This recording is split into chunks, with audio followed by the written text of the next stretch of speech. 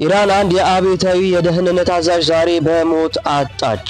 በመካከለኛው ምስራቅ የአደጋ ጊዜ ደውሎች መሰማታቸውን ቀጥለዋል። አሜሪካና ኢራን የአስቸኳይ ተኩስ አቁም እቅድ እንደቀረበላቸው የተዘገበም ይገኛል።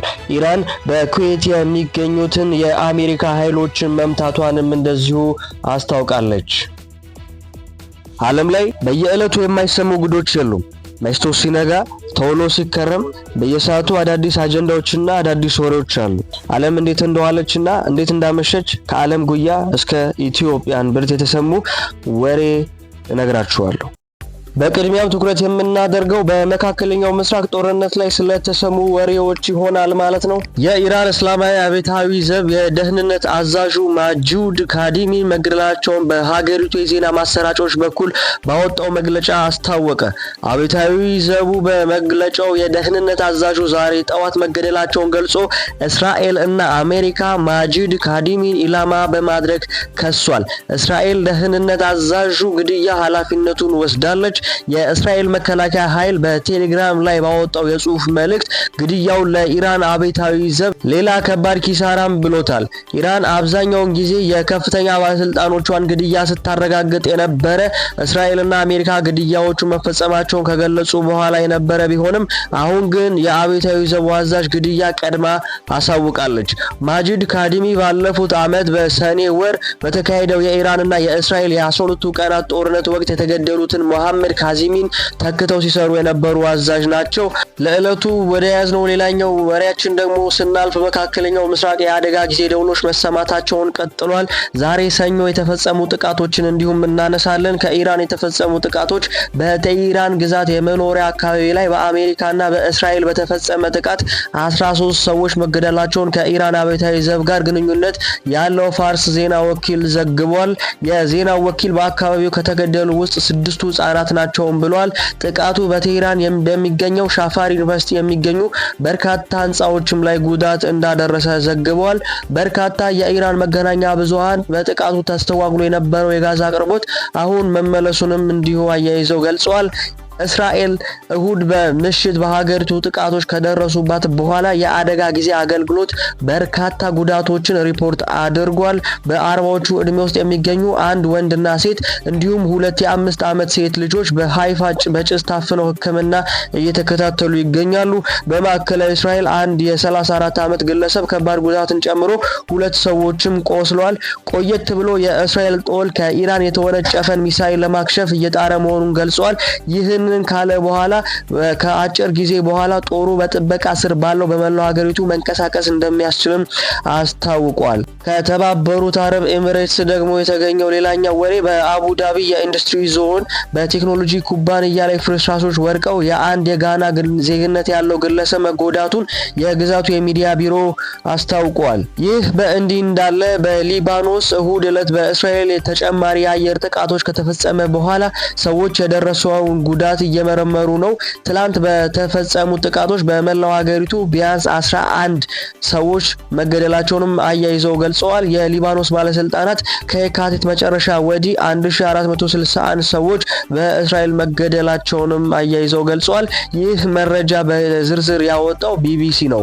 በዚህ በመካከለኛው ምስራቅ ጦርነት ላይ ትንሽ ተስፋ ሊያጭር የሚችለው ሌላኛው ነገር ቢኖር አሜሪካና እስራኤል የአስቸኳይ ተኩስ አቁም እቅድ እንዳቀረበላቸው መገለጹ ነው። አሜሪካና ኢራን ከዛሬ ጀምሮ ተኩሱ እንዲቆምና የሆርሙዝ ወሽመጥ እንዲከፈት የሚጠይቅ ስምምነት እቅድ በአሸባጋዮች እንደቀረበላቸውና የዜና ወኪሉ ሮይተርስ ዘግቧል።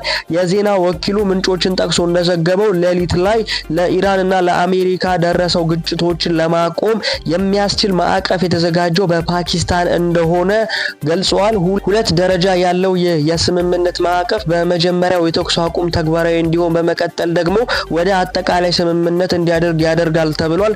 ከአሸማጋይ ሀገራት ስምምነት ላይ እንዲደርስ ጥረት እያደረጉ ያሉት ፕሬዝዳንት ዶናልድ ትራምፕ የኢራንን የኢነርጂ መሰረተ ልማት እንደሚያወድሙ በመዛት እስከ ማክሰኞ ድረስ የሰጡት ቀነ ገደብ ሊጠናቀቅ በተቃረበበት ሰዓት ነው። ኢራንን በሲቪል መሰረተ ልማቶች ላይ ጥቃት የሚፈጽም ከሆነ እጅግ የገፋ አጸፋ ምላሽ እንደምትሰጥ ትዝታለች። ገልጻለች።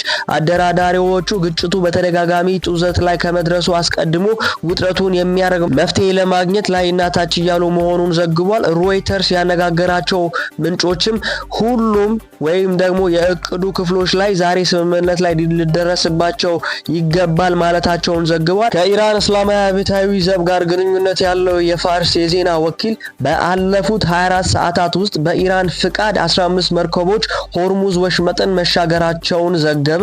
የዜና ወኪሉ የባህር የትራፊክ እንቅስቃሴው ከጦርነቱ በፊት ከነበረው በ90% ዝቅተኛ መሆኑን አክሏል። የኢራን ውጭ ጉዳይ ሚኒስትር አባስ አራክቺ ጨምሮ አንዳንድ የኢራን ባለስልጣናት ወሳኙ የመርከቦች መተላለፊያ እንዳልተዘጋ በተደጋጋሚ የተናገሩ ሲሆን ሆኖም ለጠላት ሀገራት የተዘጋ ነው ብለዋል። ለአብነት ያህል ኢራን ከጣለቻቸው ገደቦች ኢራቅ ነፃ መሆኗን ትናንት አስታውቃለች።